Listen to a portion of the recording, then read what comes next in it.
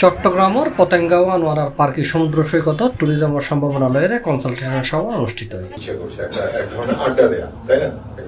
মেয়ের 15 তারিখ বৃহস্পতিবার বেলা 11টায় আনোয়ারা উপজেলা সম্মেলন কক্ষ বাংলাদেশ ট্যুরিজম বোর্ড কর্তৃক প্রস্তাবিত সার্গ প্রকল্প সম্ভাব্যতা সমীক্ষা, চট্টগ্রামের পতেঙ্গা এবং আনোয়ারা সমুদ্র সৈকত পর্যটন উন্নয়ন প্রকল্প স্টেক হোল্ডারদের অংশগ্রহণে এই কনসালটেশন সভা অনুষ্ঠিত হয়।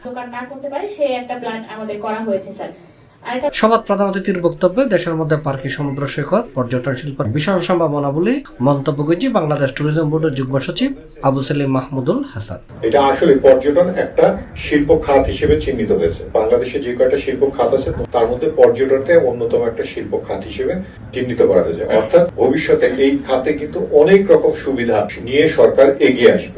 এখন সুবিধা নিয়ে এগিয়ে আসবে, আপনারা যদি ধরতে পারেন তাহলে অনেক বেনিফিটেড হবে। অর্থাৎ নিজেদেরকে প্রস্তুত করতে হবে, সামনে পর্যটন খাতে অনেক সুযোগ সুবিধা আপনারা পাবেন।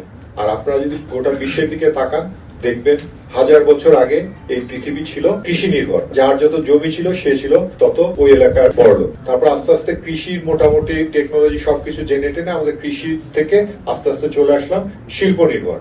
পৃথিবীতে সবচেয়ে বড় লোক যারা, তারা হচ্ছে যেমন গাড়ি, ফোর্ড মোটর যারা গাড়ি উৎপাদন করতো উনি ছিল পৃথিবীর সবচেয়ে বড় লোক। কিন্তু সেই কৃষি গেল, শিল্প গেল, তারপর আসলো সেবা নির্ভর হয়ে গেল গোটা পৃথিবী। উপজেলা নির্বাহী কর্মকর্তা তাহমিন আক্তারের সভাপতিত্বে সভাত অন্যান্যের মাঝে উপস্থিত আছেন উপজেলা সিনিয়র মৎস্য কর্মকর্তা মোহাম্মদ রাশিদুল হক, আনোয়ারা থানা অফিসার ইনচার্জ মোহাম্মদ মনির হোসেন, উপজেলা মাধ্যমিক শিক্ষা কর্মকর্তা মোহাম্মদ ফেরদৌস হোসেন, উপজেলা প্রকল্প বাস্তবায়ন কর্মকর্তা ওমাকান কাফি, জনস্বাস্থ্য প্রকৌশলী প্রিয়াঙ্কা চাকমা, বক্তিয়ারপাড়া চারপীর আউলিয়া উচ্চ বিদ্যালয়ের প্রধান শিক্ষক ওসমান গনি, ছাত্র প্রতিনিধি শাহিদুল আলম, আনোয়ারা প্রেস ক্লাবের ভারপ্রাপ্ত সাধারণ সম্পাদক রেজাল করিম সাজ্জাদ, পরামর্শক প্রতিষ্ঠান ইনফ্রাস্ট্রাকচার ইনভেস্টমেন্ট ফেসিলিটেশন কোম্পানির প্রতিনিধি, ট্যুরিজম বোর্ডের নতুন কর্মকর্তা, বিভিন্ন সরকারি অফিসের প্রধান, সংবাদকর্মী সহ বিভিন্ন শ্রেণী পেশা এবং সংগঠনের প্রতিনিধিরা অংশ নেয়।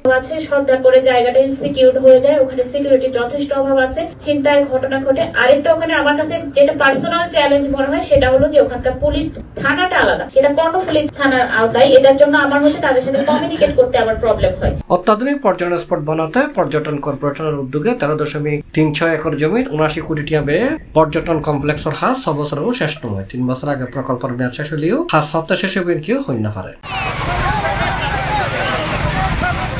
পর্যটন বোর্ডের এই উদ্যোগ নতুন করে আশার আলো দেখার স্থানীয় লড়াই সঠিক পরিকল্পনা এবং বাস্তবায়নের মাধ্যমে পার্কি সৈকত সত্যি দেশের পর্যটন হাতত বড় ভূমিকা রাখতে পারে বলে ইয়ে নিয়ে প্রত্যাশা ব্যক্ত করুন। C+ TV, Chittagong.